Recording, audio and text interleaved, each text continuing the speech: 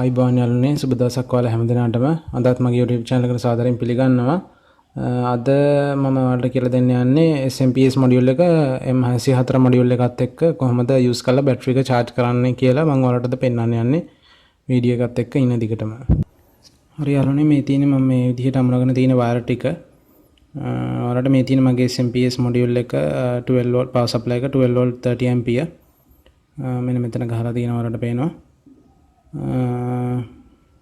මේක මම අතරින් තමයි ඔක්කොම අමුණගෙන තියෙන්නේ සම්බන්ධ මේ තියෙන්නේ 604 මොඩියුල් එක.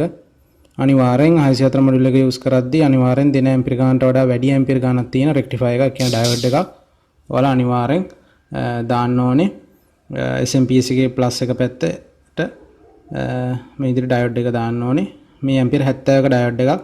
මේක රුපියල් 975ක් වගේ වුණේ මම ගත්තේ මේකත් 59 මාකට් එකේ ඩිජිටල් ඉලෙක්ට්‍රොනික කියන ෂොප් එකෙන් මට හොයාගන්න පුළුවන් වුණේ එතනින් තමයි. මේ දවස්වල මේවත් ගොඩක් හිඟයිනේ ඉලෙක්ට්‍රොනික අයිටම්ස්.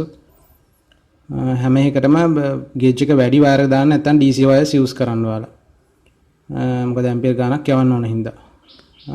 මේ තියෙන මේ විදිහට මේ තියෙන බැටරි එකට යන වයර්ස් දෙක මේ විදිහට අමුණගෙන තියෙන මෙන්න මේ ප්‍රීසෙට් එක අනිවාර්යෙන් වැඩිම කරලා තියන්න. එතකොට 14.2ට වෝල්ටේජ් එක වැඩි වෙලා පෙන්නනවා. 14.2ක් වගේ තියෙන්න ඕනේ අපිට බැටරි එක charge වෙන full charge කරගන්න.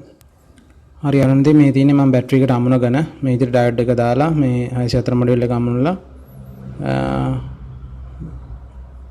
SMPS එකත් මම ප්ලග් කරගෙන තියෙන්නේ. ඒකත් වැඩ කරනවා. තියෙන ප්ලග් කරලා තියෙන මම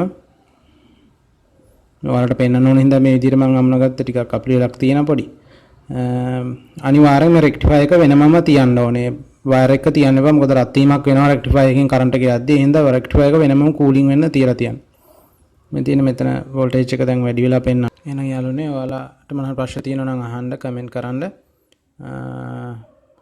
මගේ YouTube channel එකත් subscribe කරන්න ආයි අලුතෙන් අලුත් වීඩියෝ එකකින් හම්බෙමු. ඔයාලට සියලු දෙනාට සුබ දවසක්.